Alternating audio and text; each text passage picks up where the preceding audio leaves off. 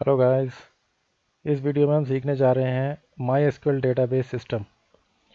MySQL database system की एक ख़ास बात है कि ये ओपन सोर्स है, फ्रीली अवेलेबल है, कोई लाइसेंस परचेज करने की ज़रूरत नहीं है और प्रोफेशनली इसको यूज़ किया जा सकता है। चाहे आप एजुकेशन पर्पज़ हो या लर्निंग पर्पज़ हो या प्रोफेशन हो या कोई बिजनेस हो, MySQL डेटाबेस हर सिचुएशन के लिए परफेक्ट है। चलिए इसको स्टार्ट करते हैं। मैंने इसको पहले से इंस्टॉल कर रखा है और MySQL जो है ये आपको नज़र आ रहा होगा।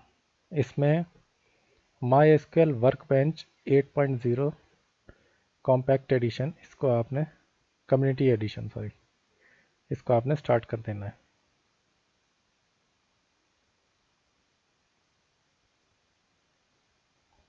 तो MySQL डेटाबेस जनरली हम हर सिचुएशन में यूज़ कर सकते हैं, चाहे हम वेब डेवलपर हो या एप्लीकेशन डेवलपर हो या हमने पाइथन से रिलेटेड कोई प्रोग्राम बनाना हो जो उसमें MySQL डेटाबेस यूज़ हो रहा हो, या कोई भी आपका फ्रंट एंड एप्लीकेशन हो, चाहे VB.NET हो या C#.NET हो या जावा हो, कोई भी फ्रंट एंड हो, बैक एंड, आप MySQL डेटाबेस को यूज़ कर सकते हैं। तो जब आप MySQL वर्कबेंच को खोलेंगे तो ये आपके सामने GUI नज़र आएगा। इस GUI में आपको सबसे नीचे दिख रहा होगा MySQL कनेक्शंस। तो इसमें लिखा है लोकल इंस्टेंस MySQL 80 और इसका यूज़र नेम है रूट। और क्योंकि पासवर्ड मैंने ऑटो सेव कर रखा है तो पासवर्ड वो पूछेगा नहीं। ये आपके सामने इसका कंप्लीट GUI नज़र आ रहा है, जिसको हम IDE भी कहेंगे, इंटीग्रेटेड डेवलपमेंट एनवायरनमेंट। इसका IDE या GUI जो है आपके सामने नज़र आ रहा है। सबसे ऊपर इसकी मेन्यू बार है, यहाँ इसके कुछ क्वेरी बटन्स हैं और नई टेबल बनाना हो या नया स्कीमा क्रिएट करना हो या कोई नई SQL कमांड आपने लिखनी है तो ये नई SQL टैब आपको खोल देगा। ये कोई पुरानी स्क्रिप्ट आपने लिखी है, ये उसके लिए है। इन सब के साथ आपको इस पूरे विंडो को सही से समझना होगा। लेफ्ट साइड में जो ये विंडो है जिस पे लिखा है स्कीमाज, यहाँ पर आपको पता चलेगा कि आपने कितने डेटाबेसेस क्रिएट करे हैं। तो MySQL डेटाबेस सिस्टम में आप कितने भी डेटाबेस बना सकते हैं। फ़िलहाल इसमें एक सिस पहले से बना हुआ आता है और एक मैंने खुद के लिए क्रिएट कर रखा है स्कूल नाम से। तो जितने भी आप सॉफ्टवेयर डेवलप करेंगे, सब सॉफ्टवेयर के लिए आपको एक एक डेटाबेस बनाना पड़ेगा। तो प्रैक्टिस के लिए आप कितने भी बनाते रहिए। सेकंड विंडो है SQL एडिटर विंडो। यहाँ आपने कोई भी कमांड टाइप करनी है। नीचे है आपकी एक आउटपुट विंडो। अगर आपकी कमांड सक्सेसफुली रन होती है तो नीचे मैसेज आएगा, कमांड में कोई एरर है तो भी वो नीचे डिस्प्ले होगा। इस कोने में आपको ये पता चल रहा है कि आप इस टाइम कौन से डेटाबेस में काम कर रहे हैं। तो नीचे स्कीमा कोलन सिस लिखा है, यानी इस टाइम सिस डेटाबेस सेलेक्टेड है। तो हम स्कूल पर डबल क्लिक कर देते हैं तो देखिए अब यहाँ नीचे लिखा आ रहा है स्कीमा कोलन स्कूल, यानी अब आपका डेटाबेस स्कूल सेलेक्ट हो चुका है। आप चाहें तो राइट क्लिक करके क्रिएट स्कीमा भी कर सकते हैं। आप अपने हिसाब से कोई भी एक स्कीमा क्रिएट कर सकते हैं। मान लेते हैं कोई इन्वेंट्री सॉफ्टवेयर बना रहा है तो इन्वेंट्री नाम का डेटाबेस, नीचे इधर अप्लाई का बटन है, अप्लाई का बटन दबा दीजिए और यहाँ आपको वो कमांड दिखा रहा है क्रिएट स्कीमा इन्वेंट्री। ये कमांड एग्जीक्यूट होने वाली है हमारे डेटाबेस सिस्टम के अगेंस्ट। फिनिश कर दीजिए। अब आप देखिए इन्वेंट्री, स्कूल और सिस तीन हो चुके हैं। तो कोई भी चीज़ बंद करनी है तो यहाँ क्रॉस का बटन आता है, उससे आप बंद कर सकते हैं। अब देखिए नीचे नो ऑब्जेक्ट सेलेक्टेड। इस टाइम हमारा कोई भी डेटाबेस सेलेक्टेड नहीं है। तो हम फिर से स्कूल पे डबल क्लिक कर देंगे और अब नीचे लिखा आ रहा है स्कूल डेटाबेस सेलेक्टेड है। तो आपको मैंने पूरा ओवरव्यू दे दिया है। ये है स्कीमा सेक्शन, यहाँ पर आपको डेटाबेसेस के नाम दिखेंगे। ये है एसक्यूएल एडिटर विंडो, ये है आउटपुट विंडो, एरर और कंफर्मेशन मैसेजेस यहाँ आएंगे, और ये है कनेक्शन विंडो जहाँ आपको पता चलेगा कि आप इस टाइम कौन से डेटाबेस से कनेक्टेड है। राइट। कुछ लोग कंफ्यूज रहते हैं कि डेटाबेस क्या होता है और डेटाबेस सिस्टम क्या होता है। तो MySQL is a database system in which you can create databases. Similarly, SQL Server is a database system जिसमें भी आप डेटाबेस बना सकते हैं। और एग्जांपल हैं Oracle है, Sybase है, Postgres है। इस तरीके से आपके बहुत सारे डेटाबेस सिस्टम्स हैं जिसमें आप कितने भी डेटाबेस क्रिएट कर सकते हैं। अभी आपको मैंने दिखाया MySQL डेटाबेस सिस्टम में मैंने 2 डेटाबेस क्रिएट कर रखे हैं और एक सिस्टम ने जनरेट किया हुआ है। तो डेटाबेस एक टर्म है जिसमें कितने आपने टेबल्स बनाए हैं, कितने आपने व्यूज़ बनाए हैं, कितने आपने स्टोर्ड प्रोसीजर बनाए हैं, फंक्शंस बनाए हैं, इनकी जानकारी होती है। डेटाबेस के अंदर tables, views, procedures and functions होते हैं। मगर डेटाबेस सिस्टम के अंदर क्या होता है? एक डेटाबेस सिस्टम के अंदर होते हैं यूज़र्स, लॉगिन्स, रोल्स और डेटाबेसेस। करेक्ट। तो आउटर शेल जो है वो है डेटाबेस सिस्टम और इनर शेल जो है डेटाबेस। और डेटाबेस के अंदर क्या क्या होता है? Table, views, procedures and functions. तो जैसे हमने जब MySQL खोला था तो सबसे पहले उसने यूज़र नेम पूछा था जिसमें यूज़र नेम था रूट। तो वो MySQL डेटाबेस से कनेक्ट करने के लिए आपको रूट यूज़र यूज़ करना पड़ रहा था। अंदर आने के बाद आपको पता चलता है कि एक डेटाबेस सिस्टम के अंदर कितने भी डेटाबेस हो सकते हैं। चलिए अब हम देखते हैं कि हम टेबल कैसे बनाते हैं, क्योंकि डेटाबेस जो है वो टेबल्स पे डिपेंड रहता है कितनी टेबल्स आप बना रहे हैं। एक टेबल इसमें पहले से बनी है, फ़ी, स्टूडेंट और टीचर 3 बनी हुई है। तो टेबल बनाने के लिए आपको लिखना पड़ता है क्रिएट टेबल और जिस नाम की आपको टेबल बनानी है। सपोज कोर्स नाम की टेबल बनानी है। और एक हो गया कोर्स आईडी, इसमें फील्ड्स होंगे course ID integer, course name, character 20 और डिस्क्रिप्शन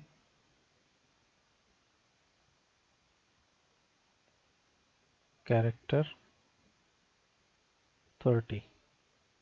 इस तरीके से आपने एक टेबल क्रिएट करने की सोची। तो सिंटैक्स है क्रिएट टेबल और टेबल का नाम आपने दे दिया कोर्स। उसके अंदर पहला फील्ड है कोर्स आईडी इंटीजर टाइप का, दूसरा है कोर्स नेम कैरेक्टर टाइप का, तीसरा डिस्क्रिप्शन, स्पेलिंग गलत हो गई, नो ठीक है, DESCRIPTION। ओके। तो अब ये कमांड कंप्लीट हो गई है। तो ये बटन दिख रहा है आपको, इस बटन को आपने प्रेस कर देना है, एग्जीक्यूट। ये लाइटनिंग टाइप का बटन है, इस बटन को आप एग्जीक्यूट करेंगे।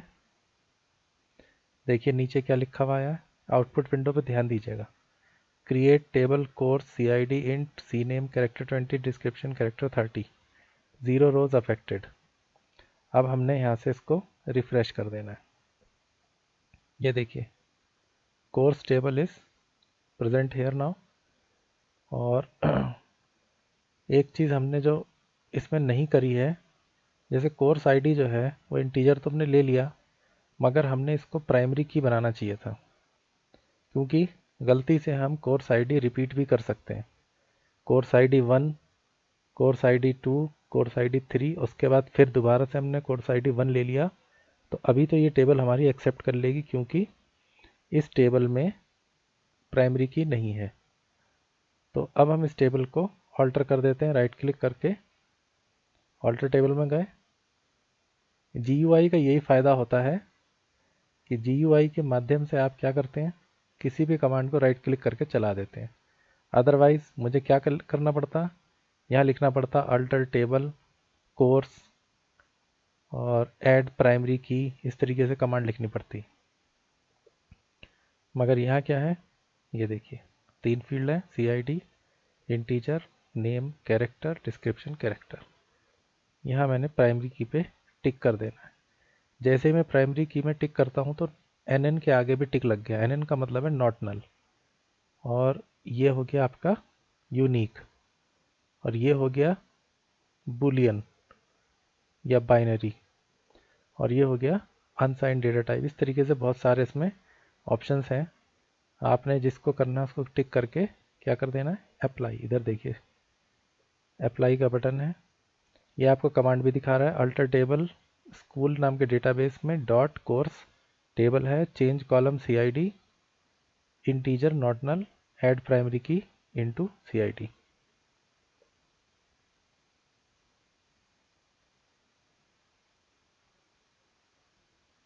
जो ये हमारी कमांड है ये एग्जीक्यूट हो गई है।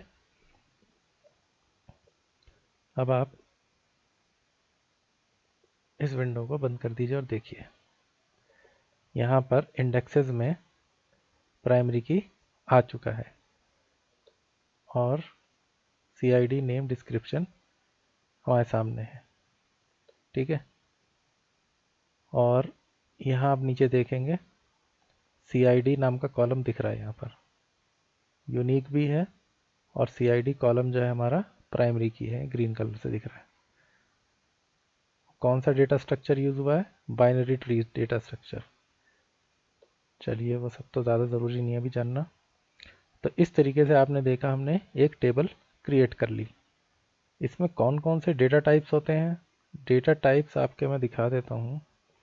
किसी भी टेबल को आप ऑल्टर करेंगे और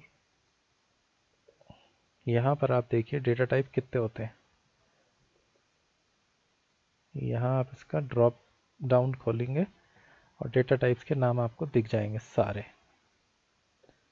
तो जो हमारे काम का डेटा टाइप है वो तो हमने अभी देख लिया, कैरेक्टर, और एक हमारा हो गया double, float, int, real, decimal, big integer, medium integer, small integer, tiny integer, boolean, date. बहुत सारे डेटा टाइप्स हैं, हर सिचुएशन के लिए अलग अलग है। अगर इसमें कोर्स डेट भी डालना पड़ेगा तो उसका डेटा टाइप होगा डेट।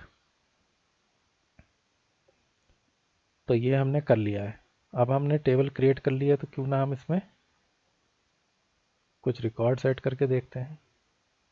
रिकॉर्ड ऐड करने के लिए आपको लिखना पड़ता है इंसर्ट इनटू कोर्स, और आपने वैल्यूज़ बता देनी है, सॉरी वैल्यूज़।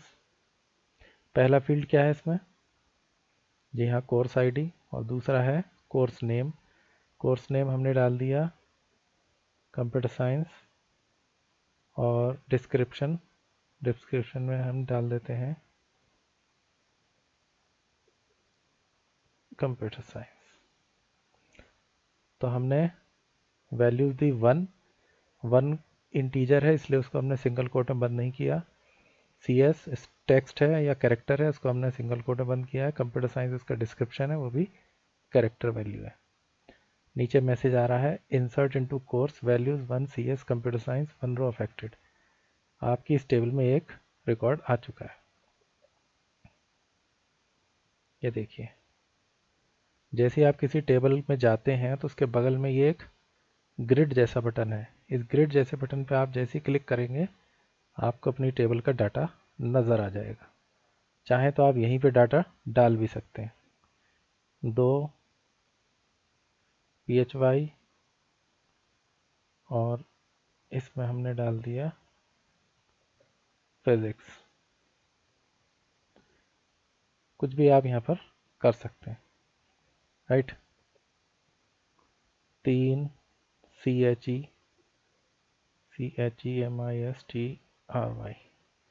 इस तरीके से आप इसमें कर दीजिए और क्वेरी में जाके कमिट रिजल्ट एडिट्स, कमिट करने से क्या होगा, ये कंफर्म हो जाएगा कि आपने रिकॉर्ड्स को सेव कर दिया। ये वो दो कमांड हैं जो अभी आपने टाइप कर दी हैं, जो आपने डाटा डाला है उसकी कमांड्स कंप्यूटर ने प्रिपेयर कर दी है।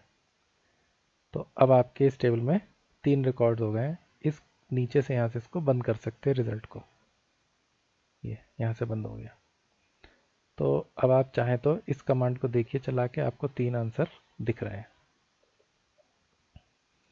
तो अभी हमने क्या देखा, हमने एक डेटाबेस क्रिएट किया जिस डेटाबेस का नाम है इन्वेंट्री। वो तो मैंने आपको सैंपल के लिए दिखाया था। जो डेटाबेस मैंने बनाया है स्कूल, उसमें हमने एक टेबल क्रिएट करी है कमांड से, क्रिएट टेबल से। फिर हमने उसमें इंसर्ट इनटू की कमांड से उसमें डाटा डाला है और सेलेक्ट की कमांड से हम उसका आंसर देख रहे हैं। यहाँ पर हम डेटाबेस का नाम हटा भी सकते हैं, सेलेक्ट स्टार फ्रॉम कोर्स भी डायरेक्ट लिख सकते हैं। क्यों?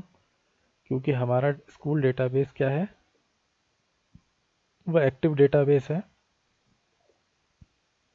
तो जो डेटाबेस एक्टिव होता है उसकी टेबल्स डायरेक्ट चल जाती हैं, आपको स्कूल डॉट कोर्स लिखने की ज़रूरत नहीं है। तो अब मान लेते हैं एक और हम स्टूडेंट की टेबल है उसमें डाटा देखना चाहते हैं। तो सेलेक्ट कमांड से क्या होता है, डेटा देखा जाता है, सेलेक्ट स्टार फ्रॉम स्टूडेंट। ठीक है, ये देखिए इसमें 3 रिकॉर्ड्स हैं। ओ सॉरी, मैं क्या कर रहा हूँ, मुझे ये क्वेरी विंडो बंद नहीं करनी है, मुझे रिजल्ट विंडो बंद करनी थी, मैं क्वेरी विंडो बंद कर रहा हूँ। मान लेते हैं क्वेरी विंडो आपसे बंद हो जाती है, तो कोई दिक्कत नहीं है, यहाँ पर न्यू क्वेरी विंडो यहाँ से खोल लीजिए या फिर यहाँ से क्लिक कर लीजिए। यहाँ से आपकी सारी क्वेरी विंडो बंद हो गई, यहाँ प्लस कर दीजिए, तब से आपके सामने नई क्वेरी विंडो आ गई। तो जितनी सारी गलतियाँ हो रही हैं वो कहीं ना कहीं यहाँ से सॉल्व हो जाएंगी। तो अभी आपने देखा कि सेलेक्ट की कमांड मैंने चलाई थी, सेलेक्ट स्टार फ्रॉम स्टूडेंट लिखा था। अब मुझे सिर्फ स्टूडेंट के आईडी चाहिए, तो मैं लिखूँगा select ID from student, right. तो सिर्फ उनके आईडी आ रहे हैं। सेलेक्ट नेम फ्रॉम स्टूडेंट, तो सिर्फ नेम्स आ रहे हैं। और ID comma name from student,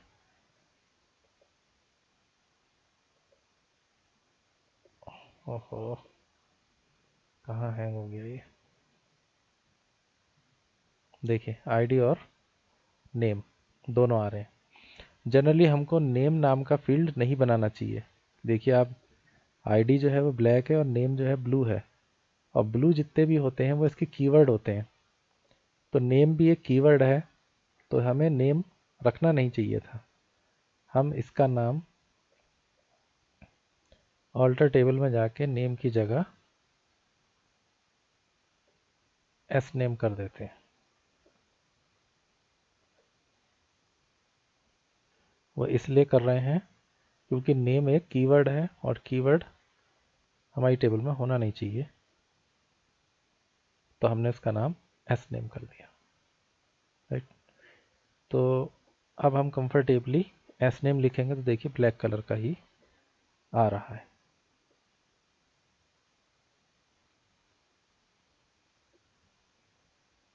ये देखिए आईडी और एस नेम। मगर ये तो हमको टेबल के नाम जो है वो, टेबल नहीं सॉरी कॉलम के नाम यानी फील्ड्स के नाम, जिन्हें हम एट्रीब्यूट्स भी कहते हैं, उनके नाम हम शॉर्ट में लिखते हैं आईडी एस नेम। मगर जब हम रिजल्ट देखते हैं तो हम चाहते हैं कि प्रॉपर लिखा हुआ है। तो आईडी के आगे आप एज लगा दीजिए और इसकी जगह लिख दीजिए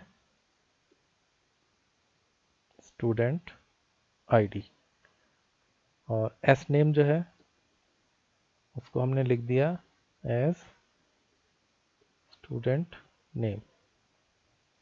अब आप देखिएगा मैंने लिखा है select ID as single quote student ID, S name as single quote student name from student. अब आप रिजल्ट में देखिएगा, ये देखिए मैं इनको थोड़ा वाइट कर देता हूँ।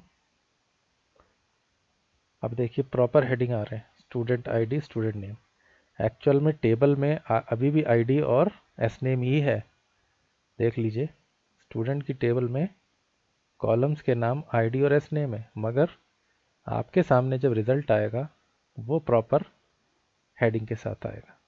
तो एज कमांड से क्या होता है, हम किसी भी फील्ड का नाम अपने रिजल्ट सेट में ठीक कर सकते हैं, बड़ा कर सकते हैं, इम्प्रूव कर सकते हैं।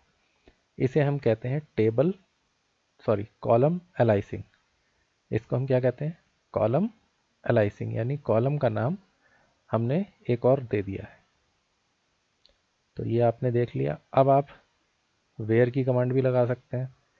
अब इस कमांड को मैं थोड़ा छोटा कर देता हूँ, इतनी लंबी लिखने की ज़रूरत नहीं है, वो तो मैंने समझाने के लिए किया था। Select ID comma S name from student where ID is equal to 2 कर दिया। जिसका आईडी 2 हो सिर्फ उसी का रिजल्ट आएगा। तो वेयर इस कमांड में क्लॉज का काम करता है। Where is a clause. यहाँ तक ये हमारी सेलेक्ट कमांड है, ये आगे उसके हमने एक क्लॉज लगाया वेयर। ठीक है, तो वेयर क्लॉज में आप कुछ भी लिख सकते हैं। Where S name equal to PQR। अब आप इसको एग्जीक्यूट करिए, देखिए जिसका नाम PQR है उसकी आंसर आ गया। और दूसरा क्लॉज आपको मैं सिखा रहा हूँ, ऑर्डर बाई एस नेम। तो अब जो डाटा आएगा वो नेम के अकॉर्डिंग अल्फ़ाबेटिकली सॉर्ट होकर आएगा, A, P और X। A वाले नाम ऊपर, P वाले नाम नीचे और X वाले सबसे लास्ट में। देखिए अब आईडी ऊपर नीचे हो गए, क्यों? क्योंकि आईडी नंबर 2 जो था वो XYZ था, आईडी नंबर 3 जो था PQR था, मगर हमने नाम को सॉर्ट कर दिया है तो रिजल्ट हमारे सामने है। अब आप ऑर्डर बाय आईडी कर दीजिए तो आपको रिजल्ट आईडी वाइज दिख रहा है। ऑर्डर बाय आईडी DESC कर देंगे तो डिसेंडिंग ऑर्डर में आ जाएगा। ठीक है, तो जिस फील्ड के आगे DESC ऑर्डर बाय कर देंगे तो वह डिसेंडिंग ऑर्डर में हो जाएगा, अदरवाइज असेंडिंग में हो जाएगा। तो आपने ऑर्डर बाय क्लॉज भी देख लिया, वेयर क्लॉज भी देख लिया, और इसके अलावा हम कुछ ऑपरेटर्स देख लेते हैं। वेयर आईडी इन ब्रैकेट में डाल दिया 1 3। जिसके आईडी 1 और 3 हो उन्हीं का रिजल्ट आएगा। ये देखिए आईडी इन के आगे नॉट लगा दिया, जिनके आईडी 1 और 3 नहीं है यानी 2 वो आ गया। और तो इस तरीके से आप कितने भी कमांड्स इसमें एग्जीक्यूट कर सकते हैं और आपको तुरंत रिजल्ट आपके रिजल्ट सेट में नीचे नज़र आता रहेगा। तो अभी पूरे हमने इस वीडियो में क्या क्या देख लिया है। हमने देखा है कि कैसे एक स्कीमा यानी डेटाबेस क्रिएट करते हैं, कैसे डेटाबेस की टेबल्स क्रिएट करते हैं, कैसे टेबल्स को हम अल्टर करते हैं राइट क्लिक करके, प्राइमरी की हमने लगाया, टेबल में डाटा डाला, टेबल के डाटा को सेलेक्ट की कमांड से डिस्प्ले किया, कॉलम एलाइसिंग करी। कॉलम एलाइसिंग हमने ऐसे करी थी, एज लगा के, और हमने वेयर क्लॉज सीखा और ऑर्डर बाय क्लॉज सीखा। तो इस वीडियो में इतना ही। आगे हम और इससे ज़्यादा सीखेंगे, जॉइंस वगैरह सीखेंगे, और अभी बहुत कुछ बचा है सेलेक्ट कमांड में भी। सेलेक्ट कमांड में ग्रुप बाई क्या होता है वो भी देखेंगे। तो अभी के लिए इतना ही, और अगले वीडियो में फिर मिलते हैं कुछ नए टॉपिक्स के साथ। Thank you.